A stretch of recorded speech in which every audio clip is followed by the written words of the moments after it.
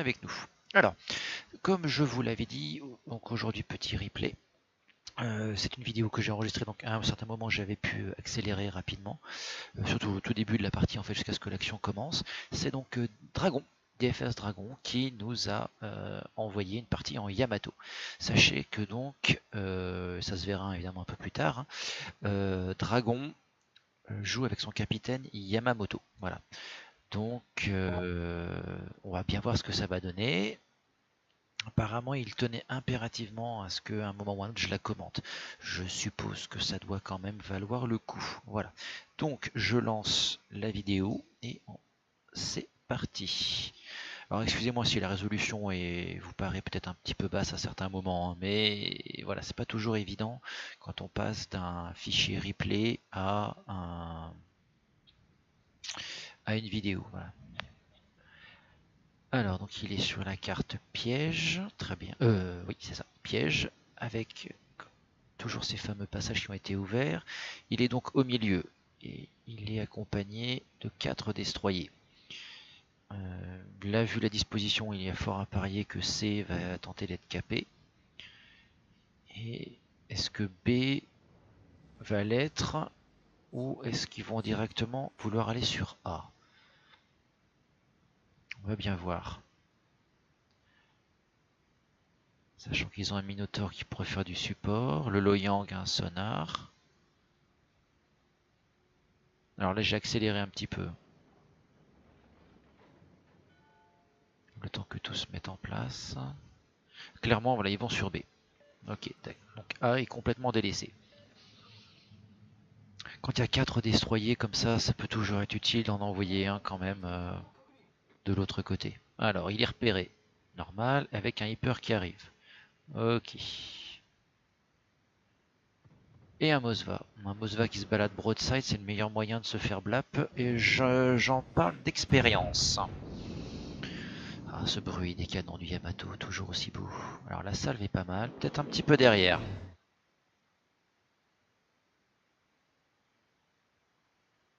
Peut-être un petit peu derrière. On va voir ce que ça va donner. Alors ils ont déjà perdu le Khabarovsk, torpillé par un Ognovoy. Bien.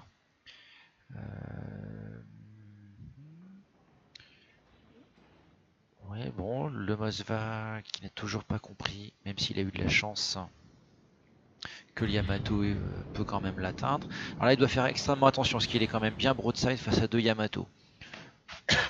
Pardon, excusez-moi. Non, le Mosva joue suffisamment bien pour esquiver les tirs. Donc là, il faut clairement que Dragon cible autre chose. Alors, B est capé. Très bien, ils ont poussé à fond. A va être capé, ce qui n'est pas du tout contesté. Et C va sûrement être capé. Allez, voyons, oui. Voilà. Là où ça peut être intéressant, c'est que toute leur flotte est quand même relativement regroupée, tandis que la flotte adverse est étalée vraiment entre A et C avec tout leur gros cuirassé complètement excentré. Ça peut être intéressant pour la suite, suivant la vitesse à laquelle les 2 Yamato adverses vont se repositionner.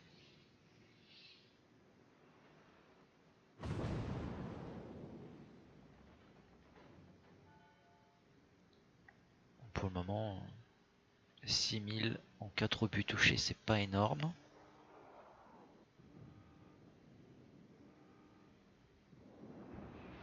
Le hyper.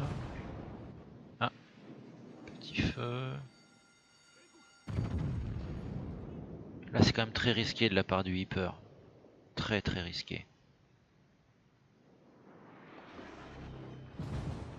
Il a eu de la chance.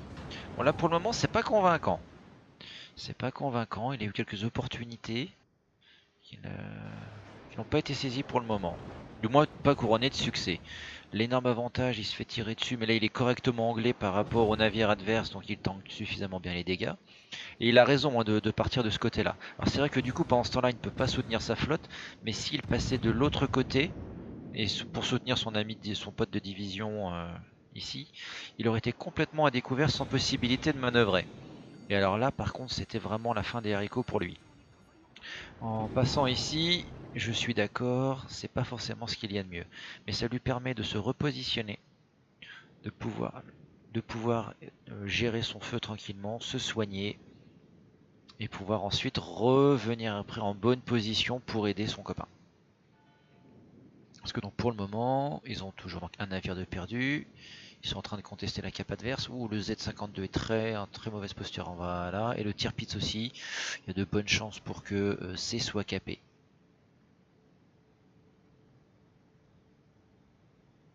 Donc évidemment toujours faire attention voilà, au destroyer adverse. Il est toujours repéré ce qu'effectivement il y a la grosse menace à destroyer. Le Hyper, oui, qui à mon avis est un petit peu gourmand. Il aurait dû se mettre un petit peu plus excentré.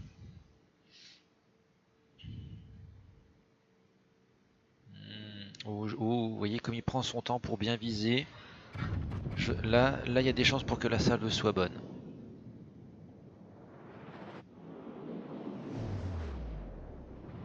Et boum, et voilà. Voilà, merci la puissance du Yamato. Hein, là, il y a vraiment pas à dire. C'était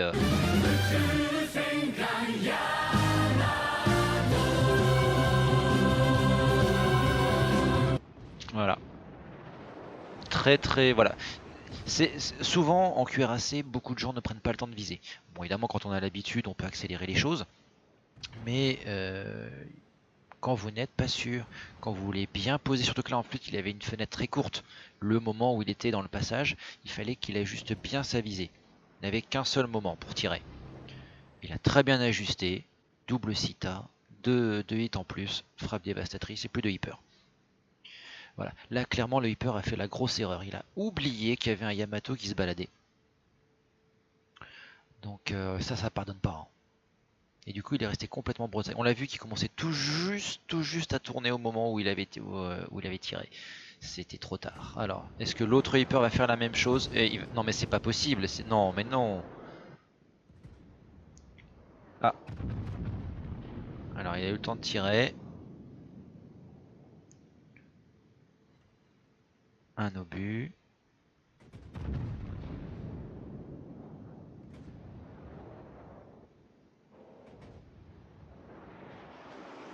Ok. Donc là, évidemment, il doit bien faire attention à tout ce qui va lui tomber dessus. Là, le problème, c'est que le Hyper, vous voyez, voilà. Il s'est retrouvé en mauvaise posture parce qu'il a du mal à sortir. Il a du mal à sortir face à un Richelieu, un Minotaur, un Yamato.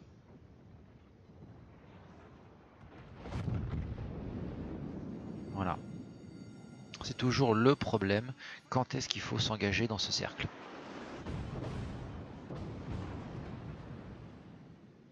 Alors, un Zao. Ouais, je sais pas. Non, non, non. Voilà. Il faut à tout prix finir le Hyper. Ah, le Yugumo a été spoté. Bon, il y a deux DD qui ont été spotés à l'intérieur de la cape. Là, le Xiangyang, voilà. Le Xiangyang doit vite repartir.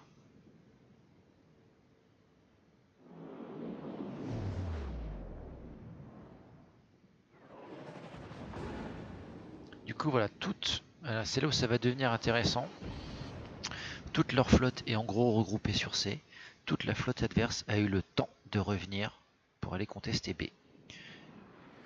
Donc en gros, ça va être à celui qui gère le mieux. Alors ils ont un avantage de 2 navires. Donc ça peut valoir le coup. B va vraisemblablement... Voilà, B a été capé. Et ça y est, ah bon, allez, ils ont 3 navires d'avance. Mais il faut toujours se méfier des Yamato. Une bonne salve d'un Yamato et c'est le Minotaur qui sort. Une bonne salve d'un Yamato, c'est le Richelieu qui va prendre, ou le Charles Martel. Voilà, ils ont ils ont tout un tas de navires dans l'axe des Yamato. Ça peut faire très très mal.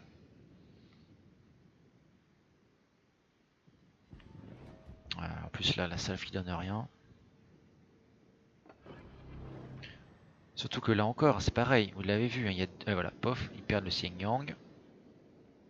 Donc égalité au niveau des DD, mais le problème c'est ça, c'est qu'il y a les deux Yugumo qui sont potentiellement là, juste devant, en écran, prêts à torpiller le couloir. Donc c'est une position quand même assez délicate. Très belle salve, bien groupée. Oh, dommage, juste devant. Là, il doit s'en vouloir, la salve tombait très bien. Donc voilà, il s'est bien repositionné. Je pense qu'il va essayer de revenir ici pour prendre après en enfilade les deux Yamato. J'espère simplement pour lui qu'il n'y a pas de destroyer qui s'est déjà mis en embuscade. Le Mosva est là-bas.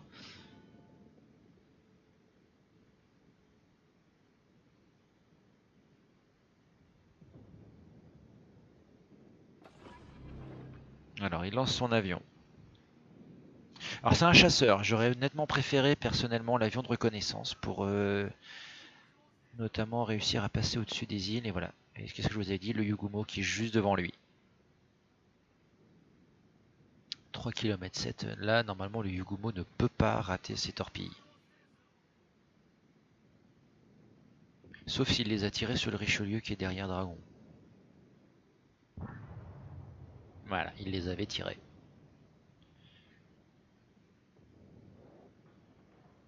Donc là, Dragon a temporisé. Très bien. Ils ont toujours l'avantage au point et au navire, mais ils n'ont plus qu'une seule cape. Donc il faut faire extrêmement attention. Ah, bah non, excusez-moi, pardon.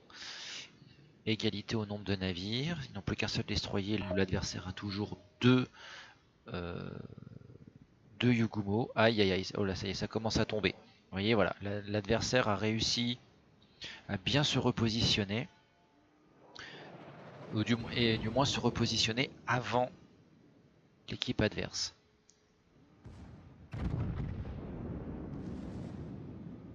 Très bonne salve. Aïe, voilà. Voilà, c'est ce que je vous avais dit. Il s'est parti exprès en position pour flanquer.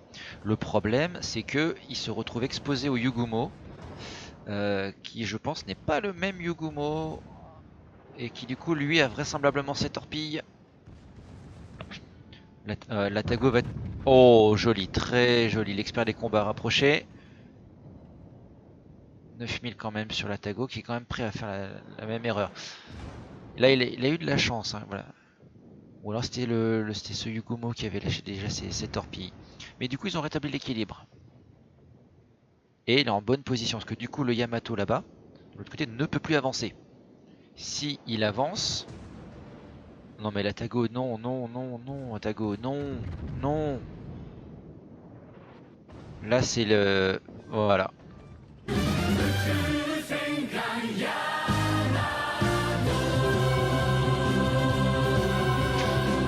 Quand on a, quand on a un Yamato en face de soi, il y a des choses qu'on ne doit pas faire. Voilà. Oula, attention, un Zao et un Yugumo. Attention les torpilles. Heureusement, là, cette fois, il est escorté par le Minotaur. Donc, ça peut potentiellement... Alors là, c'est vraiment du tout ou rien. Soit ça se passe, soit le push est bien mené et Zao et Yugumo ne tiennent pas longtemps, soit le Minotaur meurt dans d'atroces souffrances très rapidement. Et du coup, Dragon se retrouve avec 3 navires à gérer. Alors, bon, le Zao est en train de se faire farmer, je sais pas ce qu'il fait. Là, malheureusement, on ne voit pas. Le Yugumo qui s'avance, Je pense que le Minotaur aurait dû tirer sur le Yugumo. Voilà.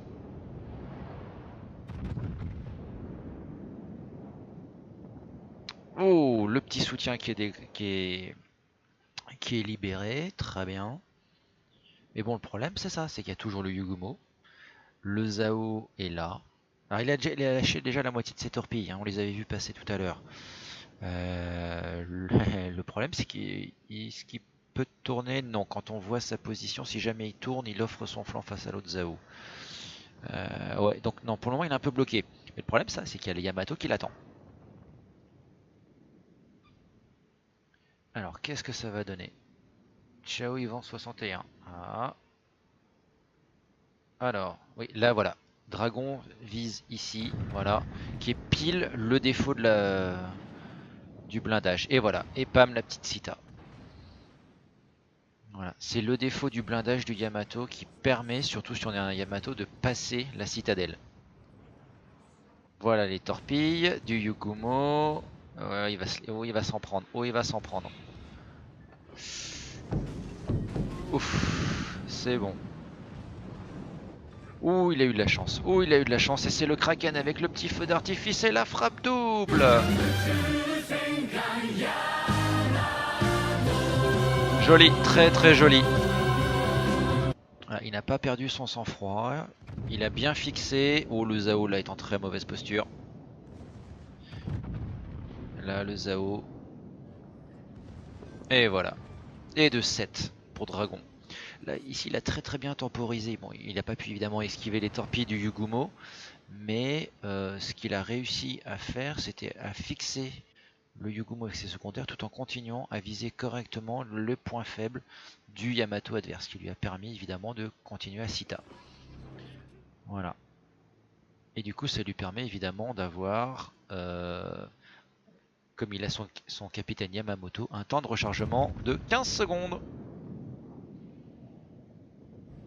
Voilà, donc là, clairement, le Mosva est en très mauvaise posture. Oh, il a de la chance.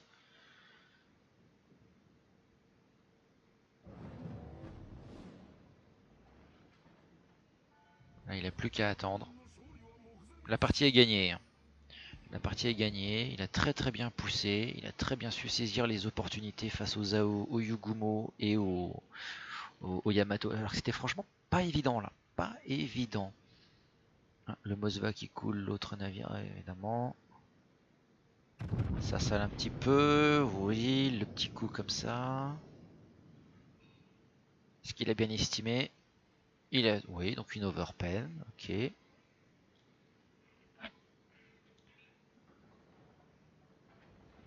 Oh non, le Mosva. Non, non, non. C'était pas du tout ce qu'il fallait faire. Et voilà. GG.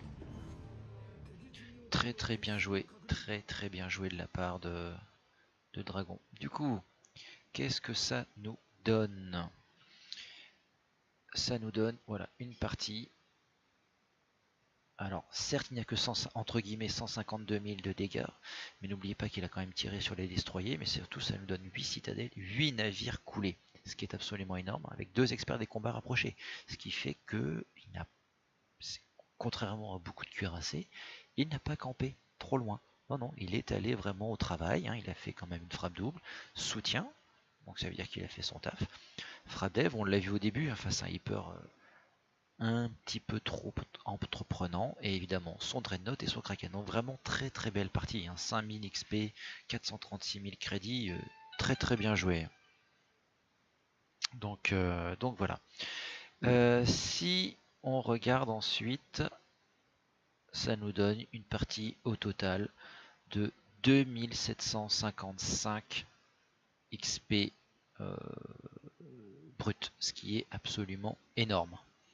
Clairement, c'est lui qui par son positionnement a complètement carry la game. Alors, attention, son équipe a quand même fait son travail, hein. Quand vous regardez que toute l'équipe, sauf un, le Kabaros qui est mort tout de suite à cause de l'Ognovoy, est au-dessus de 1000 XP, ça veut dire que tout le monde a joué correctement, tout le monde a participé de manière active. Ça c'est bien. Mais clairement, il a réussi à aller beaucoup, beaucoup plus loin que les autres. L'énorme avantage, c'est que, alors, il a certes beaucoup tanké. Je crois que je dois avoir le dernier écran avec son résultat de dégâts tankés. Mais là où c'est particulièrement intéressant, c'est de voir qu'il a su utiliser le fait que toute sa flotte était concentrée pour qu'en fait les tirs soient dilués sur toute la flotte et du coup lui il a pu en profiter également. Sachant qu'à un moment il y avait quand même une bonne partie de la flotte adverse qui était bien concentrée, c'est le moment où tous les navires ont commencé à baisser. Donc là c'était vraiment intéressant à voir. Et alors si c'est le bon dégât, voilà, oui je crois que c'est celui-là. Oui, ça a l'air d'être ça. Oui, voilà. Ça nous donne quoi? Ça nous donne donc 8 navires coulés certes, 165 au but tiré, 44 ont touché, et 166 obus, donc un peu plus de 200 obus de secondaire ont été tirés, 50 ont touché, mais c'est surtout celui-là qui est intéressant, c'est qu'il a tanké pour 2 230 000. C'est évidemment élevé, évidemment. on est quand même loin de records, etc. Ce qui signifie que quand on a plus de 2 millions de dégâts tankés, qu'on a quand même été au front. On y a été, clairement. Quand on voit autant de dégâts, quand on voit autant de navires ennemis détruits, ça signifie qu'également l'adversaire n'a pas forcément su faire le bon focus sur lui. Il y a des torpilles qui ont quand même été lancées, mais à mon avis, il a bien géré, c'est ce qu'on a vu. Cette carte, donc piège, justement, ce fameux cercle B est un véritable piège. Et c'est pour ça qu'il faut toujours faire attention. Il sait, la première fois, il s'est désengagé de manière correcte en passant derrière l'île, parce que de l'autre côté, il y avait 2 Yamato, un Zao et même un Mosvar, c'était évidemment plus un destroyer. Donc c'était le meilleur moyen s'il passait à l'intérieur de B pour soutenir son camarade de division pour qu'il se fasse trop focus. Alors que comme là il est passé par derrière, on l'a en plus au moment où il disparaissait derrière les îles, il a récupéré un feu. Donc là ça aurait été évidemment le meilleur moyen pour qu'il continue encore à brûler et à se faire tirer dessus, donc sa partie aurait été plus courte. Donc là il a bien su gérer son couvert. Et ensuite, donc en continuant à faire le tour, il est réapparu brièvement, il a su saisir les opportunités, et ensuite à nouveau se recacher pour réutiliser les îles pour ensuite se mettre en position de flanc par rapport donc au Yamato et à la Tago, qui ont fini par disparaître. Donc très très bon. Très très bon positionnement, très très bonne utilisation des îles sur cette carte. Voilà. En tout cas, donc voilà, typique d'un Yamato qui a tanké et qui a poussé de manière intelligente. Voilà. En tout cas, merci à Dragon d'avoir envoyé son replay. C'était très agréable. J'espère que ce replay vous a plu. Et du coup, je pense que je vous retrouve demain matin. Voilà. Allez, à ciao. Nous revoici donc au port où nous allons pouvoir discuter de la manière de monter le mieux possible le Yamato ainsi que son capitaine. Et j'ai réussi à contacter Dragon qui est avec moi. Salut Dragon, comment ça va? Salut Seb, ça va et toi? Ça va très bien. Alors la première question concerne les munitions et consommables, la question de l'avion de reconnaissance. Au cours d'une discussion, on m'avait dit que finalement avoir le chasseur pouvait être utile, mais je trouve que avec le Yamato, compte tenu de la méta, les croiseurs qui se cachent derrière les îles, etc., ou les destroyers qui tirent dans leur smoke, et bien finalement l'avion de reconnaissance, sachant que c'est le Yamato, pouvait être très utile. Qu'est-ce que toi tu en penses? L'avion de reconnaissance, personnellement, je ne l'utilise pas, mais c'est vrai que je sais qu'il peut y avoir de grosses utilités, parce que c'est vrai que la vue, je veux dire la vue, La vue oblique. ouais, la vue oblique du ciel, quoi, ça peut vachement aider justement à tirer de manière beaucoup plus précise sur des croiseurs, destroyers qui se cacheraient derrière des îles ou des smokes. Et en plus, je pense que ça doit être à tout le monde. J'ai remarqué que c'était un patch ou deux, que les smokes, les limites des smokes, on peut les voir de beaucoup plus loin. Oui, tout à fait, exactement. S'il est plus facile de les voir. Donc c'est pour ça que moi, personnellement, vu la précision du Yamato, je préfère mettre l'avion de reconnaissance. Voilà. Mais Ouais, donc c'est vrai que ouais. Le défaut par dans contre de l'avion ces... de reconnaissance, c'est qu'il dure moins longtemps, il a un temps de rechargement plus long que le chasseur. Voilà. C'est un petit peu. Oui, aussi. Voilà. Donc voilà, voilà. Alors si on passe aux améliorations, alors désolé hein, pour tous ceux qui regardent, on essaie de faire vite parce que Dragon a quelques petits problèmes de connexion. Donc voilà, on essaie de se dépêcher tout en essayant de rester le plus clair possible. Alors, donc si on passe aux améliorations pour le slot 1, personnellement j'ai pris, alors là j'avoue, c'est parce que j'en avais un en stock, mais après tout, j'ai pris l'armement principaux, modification 1 pour éviter que les tourelles ne se fassent trop facilement endommager. Sachant que on peut prendre tout à fait le dépôt pour éviter les explosions. Qu'est-ce que toi tu aurais pris? Personnellement, ce que moi j'ai pris, c'est l'auxiliaire, armement Ah auxiliaire d'accord, modification 1. d'accord, Oui, parce qu'en fait, je suis un joueur quand même relativement agressif, d'accord. C'est vrai qu'on l'a donc vu dans la vidéo, oui. je prends ça pour justement la batterie secondaire et l'anti-aérienne pour essayer de les protéger. D'accord. L'avantage du Yamato, c'est que ces tourelles sont extrêmement bien protégées de face, donc si tu arrives à bien te positionner, logiquement, tes tourelles ne devraient pas se faire neutraliser. Sauf si tu te fais tirer dessus, Ça, évidemment, par, par un autre Yamato. par un autre Yamato, et oui, effectivement, ça peut arriver. Et c'est vrai que le dépôt de munitions, c'est pas non plus une mauvaise idée, mais Alors, dans ce mais cas-là, autant mettre le pavillon. c'est vrai. Et de toute façon, la mécanique des explosions a été modifiée. Avant, une torpille bien placée pouvait faire exploser un navire directement. Ça n'est plus le cas maintenant. Un navire doit avoir perdu au moins 30% de ses points de vie avant d'avoir la probabilité, c'est ce que Wargaming nous dit, d'exploser. Donc ça se défend Ouais. maintenant un petit peu. Mais bon, c'est toujours possible. Surtout que le Yamato a une faiblesse que je vous montre ici rapidement. Voilà, c'est ici au niveau de l'agencement de la citadelle à la fin de la proue. Comme la citadelle est ici légèrement anglée, en fait il y a un vrai défaut sous la première tourelle. Il est très facile de faire des citadelles ou des explosions à ce niveau-là. Voilà. Alors pour le slot numéro 2, c'est un cuirassé, donc pour moi ça va de soi. Système de contrôle des avaries, modification 1. Pour diminuer le Ça, risque. oui, Là, pour un cuirassé, cuirassé. c'est presque Voilà. obligé. Oui, tout à fait. Alors, Parce que se faire se faire neutraliser le moteur, c'est c'est que tu as très fait une rare. erreur, Et où tu as pris une parce que tu as torpille. pris une citadelle, Ou une torpille. ou une torpille, c'est vrai que ça peut arriver, mais ça reste quand même encore assez rare. Ouais.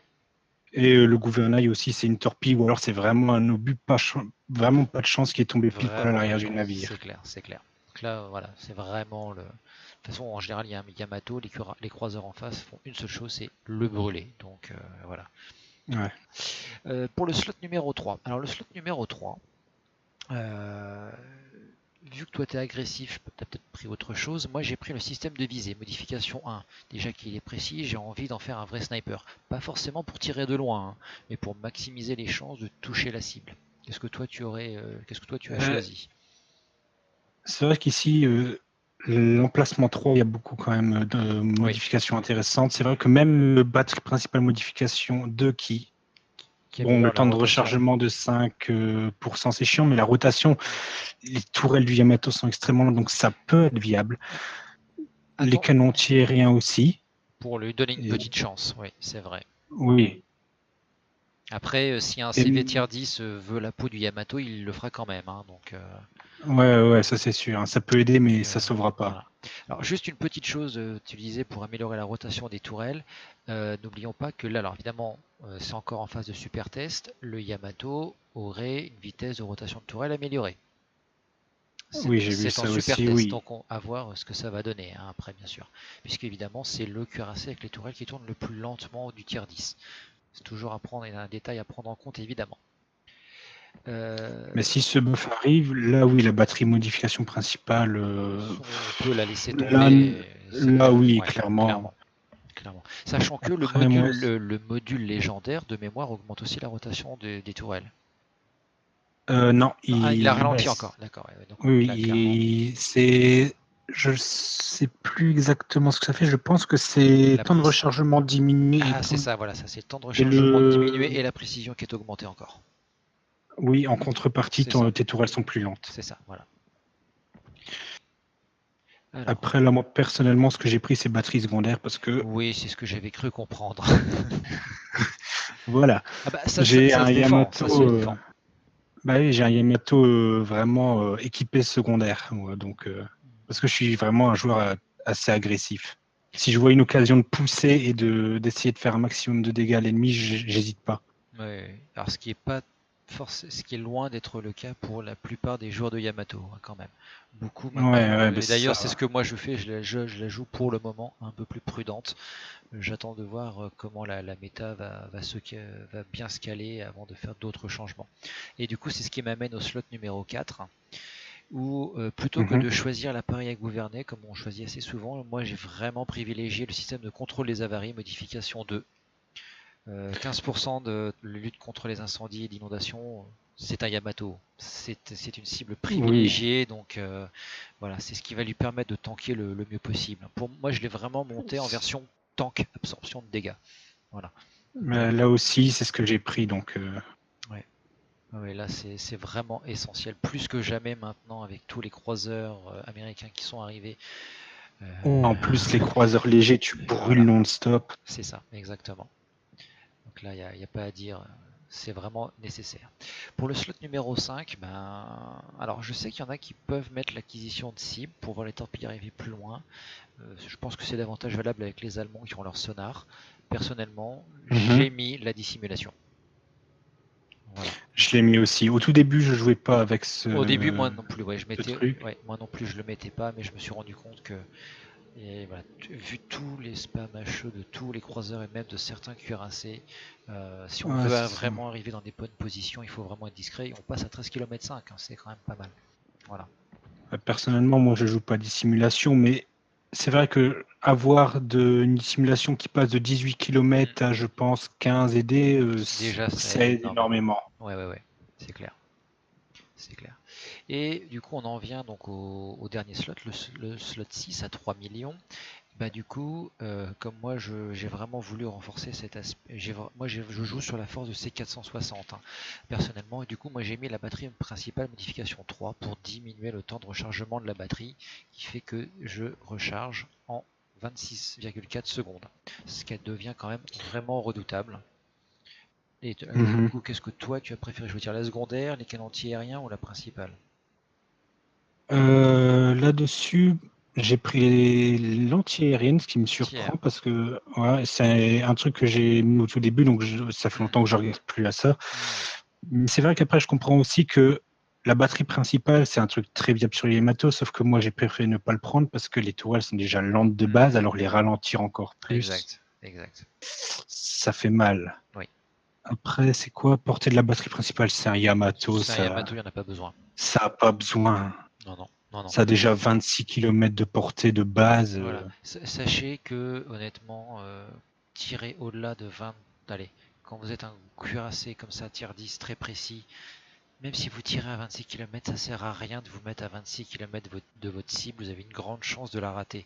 Au contraire, c'est non, non, Ouais. c'est inutile.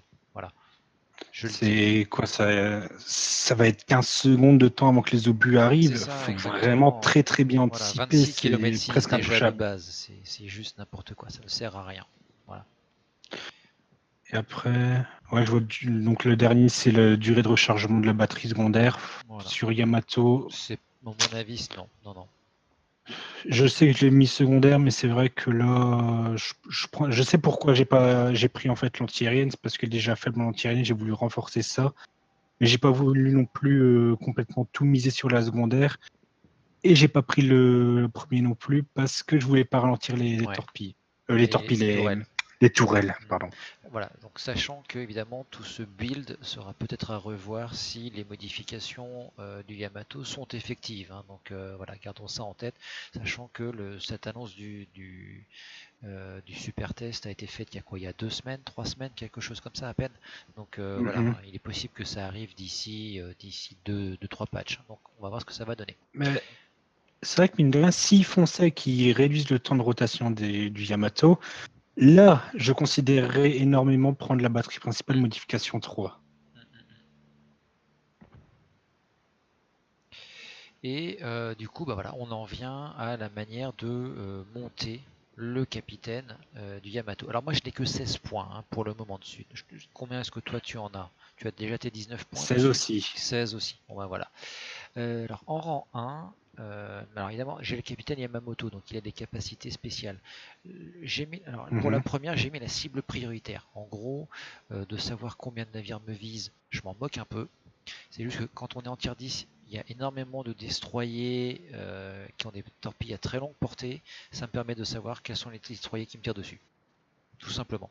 Voilà, mais attention, je n'ai que 16 points, hein, donc il y aura d'autres choses évidemment que je mettrai après. J'ai encore 3 autres points à mettre. Donc voilà, qu'est-ce que toi tu as mis en rang 1?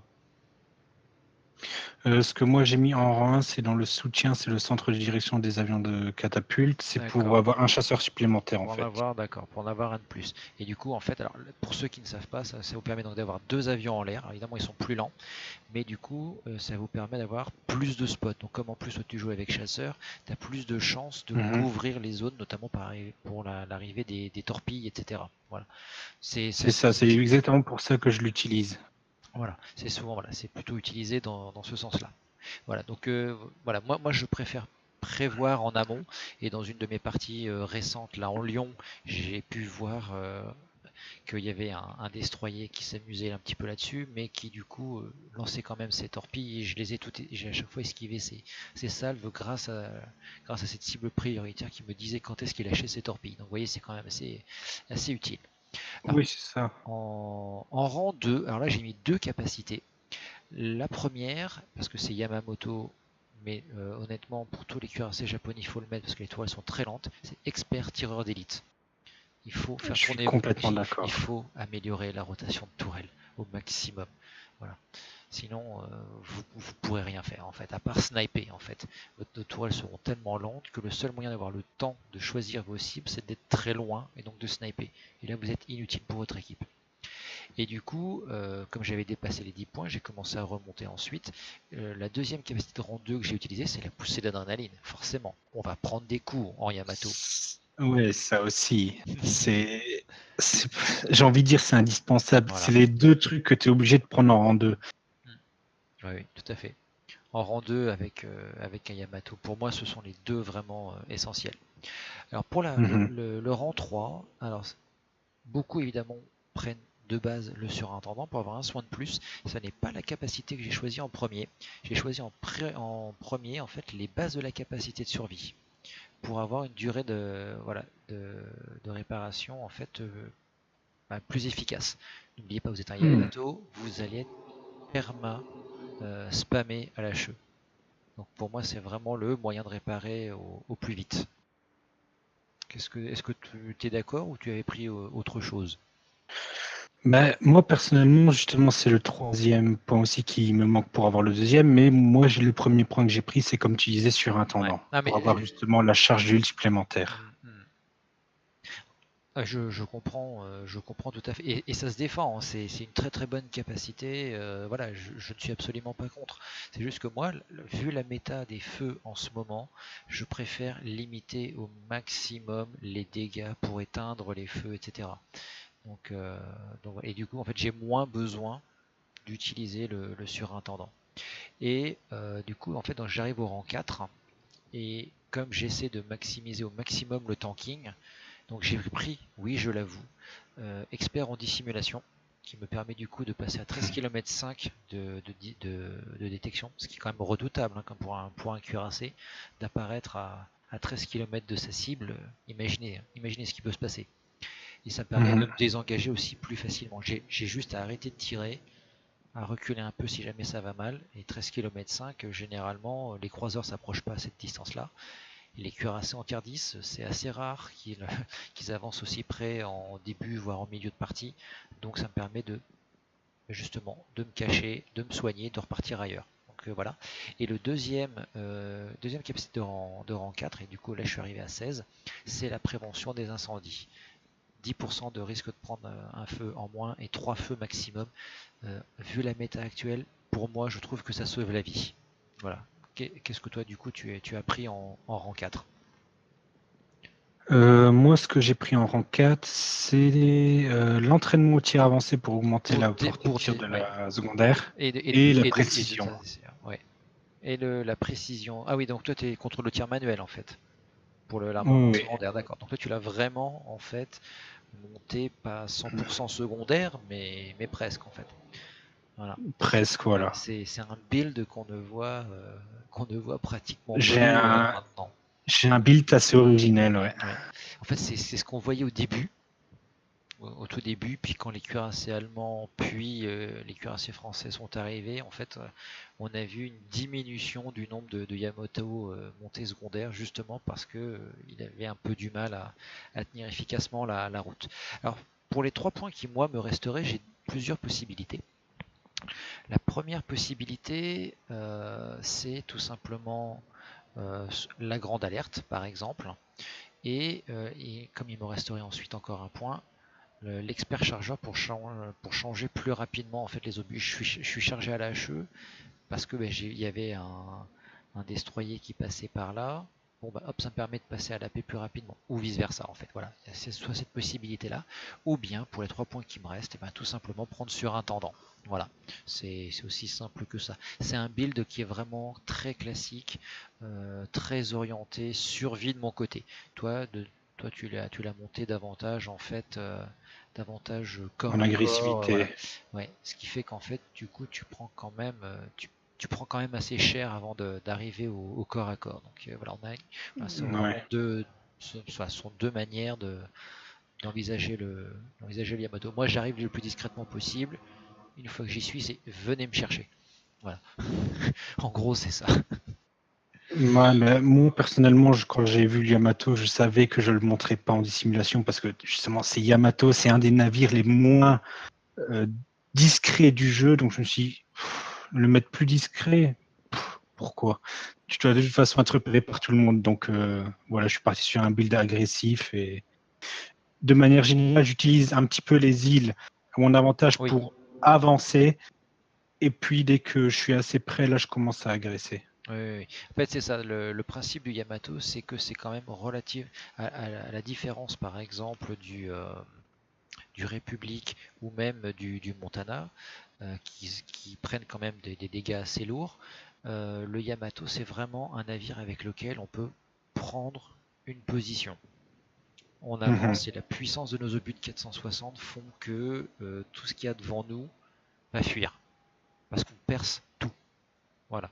Et c'est vraiment l'avantage. Après, effectivement, moi, voilà, je préfère avoir la possibilité en fait, d'approcher discrètement pour prendre la meilleure des positions, alors que toi, en fait, tu vas y aller davantage sur la prise par la force. Voilà, c'est un petit peu différent, mais au final, le but est plus ou moins le même. Enfin, sauf que toi, tu es prêt en fait à ce que l'adversaire approche. Moi, justement, je fais en sorte que non, tu viendras pas. Voilà. Euh, donc voilà.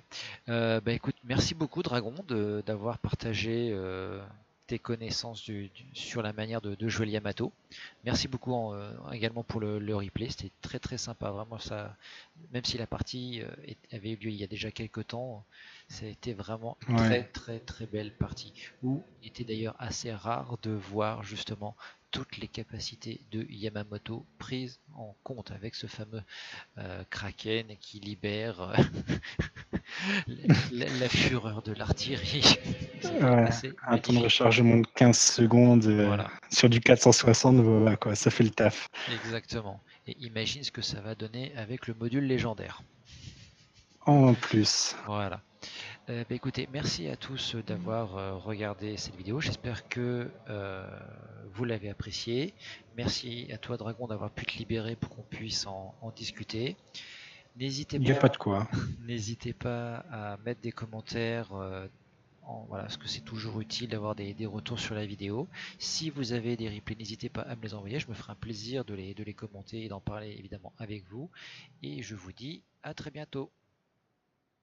Salut.